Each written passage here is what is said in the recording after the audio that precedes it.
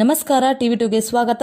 ಹಾಗೂ ನಿಟ್ಟಿನಲ್ಲಿ ತಾವೆಲ್ಲರೂ ಈ ಕಾರ್ಯಕ್ರಮಕ್ಕೆ ಭಾಗವಹಿಸಬೇಕಂತ ಹೇಳಿ ಹೇಳ್ತೇನೆ. ಅದೇ ರೀತಿ 3 ಗಂಟೆಗೆ ಶೋಭಾಯಾತ್ರೆ ಸಹ ಕಾರ್ಯಕ್ರಮ ಸರ್ಜಾಪುರದ ಪ್ರಮುಖ ಬೀದಿಗಳಲ್ಲಿ ಸಂಚರಿಸುವಂತದ್ದು ಇರ್ತದೆ.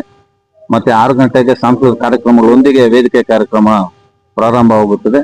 ತಾವೆಲ್ಲರೂ ಈ ಒಂದು ಕಾರ್ಯಕ್ರಮಕ್ಕೆ ಆಗಮಿಸಬೇಕು ಅಂತ ಹೇಳಿ ಸುತ್ತಮುತ್ತಲಿನ ಗ್ರಾಮಸ್ಥರು ಹಾಗೂ ಸರ್ಜಾಪುರ ನಗರ ವಾಸಿಗಳಲ್ಲಿ ವಿನಂತಿಸ್ತೇನೆ.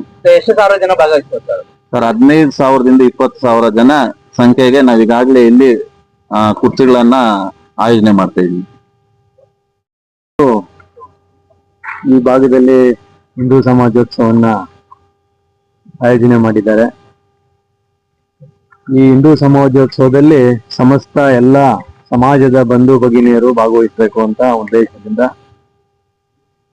ಈ ಕಾರ್ಯಕ್ರಮಗಳನ್ನ ಇಡೀ ಭಾರತ ದೇಶದಲ್ಲಿ ಇವತ್ತು ಸಮಾಜೋತ್ಸವಗಳನ್ನ ಆಯೋಜನೆ ಮಾಡಿದ್ದಾರೆ. ಹಾಗೆ ನಮ್ಮ ಆನೇಕಲ್ ತಾಲೂಕಿನಲ್ಲೂ ಕೂಡ ಈಗಾಗಲೇ ಹೆಬ್ಬಗೋಡಿ, ಹತ್ತಬೆಲೆ, ಮಾಯಸಂದ್ರ 3 ಕಡೆ ಈಗಾಗಲೇ ಆಗಿದೆ. ನೆರಳೂರು 4 ಕಡೆ ಆಗಿದೆ.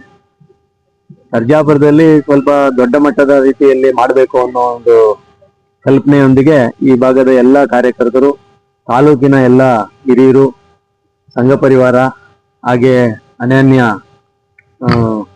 ಎಲ್ಲ ಸಂಘಟನೆಗಳು ಸೇರಿ ಈ ಕಾರ್ಯಕ್ರಮವನ್ನ ಆಯೋಜನೆ ಮಾಡಿದ್ದಾರೆ. ಈ ಕಾರ್ಯಕ್ರಮಕ್ಕೆ ಇಡೀ ಸಮಾಜದ ಎಲ್ಲ, ಇದರಲ್ಲಿ ಯಾವುದೇ ರೀತಿಯಾದಂತ ಭೇದ ಭಾವ ಇಲ್ಲ. ಸಮಾಜವನ್ನು ಒಗ್ಗೂಡಿಸ್ಲಿಕ್ಕೆ ಸಮಾಜೋತ್ಸವನ್ನ ಇವತ್ತು ಮಾಡ್ತಾ ಇರೋದು. ಇಲ್ಲಿ ಯಾರೋ ಸಂಘದವ್ರು ಮಾಡ್ತಾ ಇದ್ದಾರೆ ಅಥವಾ ಯಾರೋ ಬಿಜೆಪಿ ಅವ್ರು ಮಾಡ್ತಾ ಇದ್ದಾರೆ ಅಂತಲ್ಲ. ಇಲ್ಲಿ ಇಡೀ ಸಮಾಜ, ಇಲ್ಲಿ ಯಾವುದೇ ರೀತಿಯಾದಂತ ಪಕ್ಷಭೇದ ಇಲ್ಲ.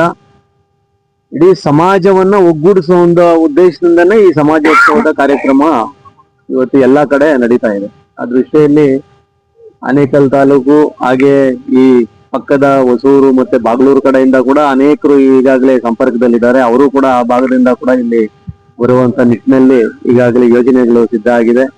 ಪ್ರತಿ ಗ್ರಾಮದಲ್ಲೂ ಕೂಡ ಸಂಪರ್ಕ ಈಗಾಗಲೇ ಆಗಿದೆ. ಹಾಗೆ ಸುತ್ತಮುತ್ತ ಇರುವಂತ ಎಲ್ಲ ಅಪಾರ್ಟ್ಮೆಂಟ್ಗಳಲ್ಲಿರುವಂತವ್ರು ಎಲ್ಲರನ್ನೂ ಕೂಡ ಜೋಡಿಸಿ ಈ ಒಂದು ಬೃಹತ್ ಮಟ್ಟದ ಒಂದು ಕಾರ್ಯಕ್ರಮವನ್ನ ಆಯೋಜನೆ ಮಾಡಿದ್ದಾರೆ. ಈ ಕಾರ್ಯಕ್ರಮದಲ್ಲಿ ಅಣ್ಣಾಮಲೈ ಅವರು ಕೂಡ ಭಾಷಣ ಮಾಡ್ತಾ ಇದ್ದಾರೆ. ಮತ್ತೆ ಸಂಘದ ಕಡೆಯಿಂದ ತಿಪ್ಪೇಸ್ವಾಮಿ ಅವರು ದಿಕ್ಸೂಚಿ ಭಾಷಣವನ್ನು ಕೂಡ ಮಾಡೋರಿದ್ದಾರೆ. ಹಾಗೆ ಸ್ವಾಮೀಜಿಗಳು ಕೂಡ ಆಗಮಿಸ್ತಾ ಇದ್ದಾರೆ. ಅದರಿಂದ ಎಲ್ಲ ಬಂಧುಗಳು ಕೂಡ ಈ ಕಾರ್ಯಕ್ರಮದಲ್ಲಿ ದೊಡ್ಡ ಮಟ್ಟದಲ್ಲಿ ಭಾಗವಹಿಸಿ ಸಮಾಜದ ಒಂದು ಒಗ್ಗಟ್ಟನ್ನ ಪ್ರದರ್ಶನ ಮಾಡಬೇಕು. ಸಮಾಜಕ್ಕೆ ಒಂದು ಏನು ಪಂಚ ಯೋಜನೆಗಳಲ್ಲಿ ಇಲ್ಲಿ ಯೋಜನೆ ಮಾಡ್ತಾ ಇದ್ದೀವಿ, ಯಾವ ಆಧಾರದಲ್ಲಿ ಸಮಾಜೋತ್ಸವ ನೆರವೇರಿಸ್ತಾ ಇದ್ದೀವಿ, ಇದ್ರ ಬಗ್ಗೆ ಹೆಚ್ಚಿನ ವಿಚಾರಗಳನ್ನ ತಿಳ್ಕೊಳ್ಳೋದಕ್ಕೆ ಈ ಸಮಾಜೋತ್ಸವ ನಮ್ಮ ಒಂದು ಒಗ್ಗಟ್ಟನ್ನ ಪ್ರದರ್ಶನ ಮಾಡೋದಕ್ಕೆ ಸಮಾಜ ಎಚ್ಚೆತ್ತುಕೊಳ್ಬೇಕು. ಆ ದೃಷ್ಟಿಯಲ್ಲಿ ಪ್ರತಿಯೊಬ್ಬರು ಕೂಡ ಮನೆ ಮಂದಿಯೆಲ್ಲ ಕೂಡ ಈ ಕಾರ್ಯಕ್ರಮದಲ್ಲಿ ಭಾಗವಹಿಸಿ ಕಾರ್ಯಕ್ರಮಕ್ಕೆ ಶೋಭೆ ತರಬೇಕು ಅಂತ ಈ ಸಂದರ್ಭದಲ್ಲಿ ನಾನು ಹೇಳಲಿಕ್ಕೆ ಇಷ್ಟಪಡ್ತೀನಿ. ಇದೇ 31ನೇ ತಾರೀಕು ಏನು ಇಡೀ ರಾಷ್ಟ್ರದಾದ್ಯಂತ ಈಗಾಗಲೇ ಬಹಳಷ್ಟು ಕಡೆ 1 ಲಕ್ಷ ಹಿಂದೂ ಸಮಾಜೋತ್ಸವ ಆಗ್ಬೇಕು ಅನ್ನೋಂತಹ ಕಾರ್ಯಕ್ರಮಗಳಾಗ್ತಾ ಇದೆ. ಅದೇ ನಿಟ್ಟಿನಲ್ಲಿ ಇಡೀ ಆನೇಕಲ್ ತಾಲೂಕಿನಲ್ಲೇ ಅತಿ ಹೆಚ್ಚು ಜನ ಸೇರುವಂತಹ ಒಂದು ಬೃಹತ್ತಾದ ಕಾರ್ಯಕ್ರಮ ಸರ್ಜಾಪುರದಲ್ಲಿ ನಡೀತಾ ಇದೆ. ಈ ಕಾರ್ಯಕ್ರಮಕ್ಕೆ ಈಗಾಗಲೇ ಎಲ್ರಿಗೂ ಗೊತ್ತಿರೋ ರೀತಿ ಶ್ರೀಯುತ ಅಣ್ಣಾಮಲೆಯವರು ಮುಖ್ಯ ಭಾಷಣಕಾರರಾಗಿ ಆಗಮಿಸ್ತಾ ಇದ್ದಾರೆ. ಸಂಘದ ಪ್ರಮುಖರಾದಂತ ಶ್ರೀಯುತ ತಿಪ್ಪೇಸ್ವಾಮೀಜಿಯವರು ಕೂಡ ಈ ಕಾರ್ಯಕ್ರಮದಲ್ಲಿ ಮುಖ್ಯ ಅತಿಥಿಗಳಾಗಿ.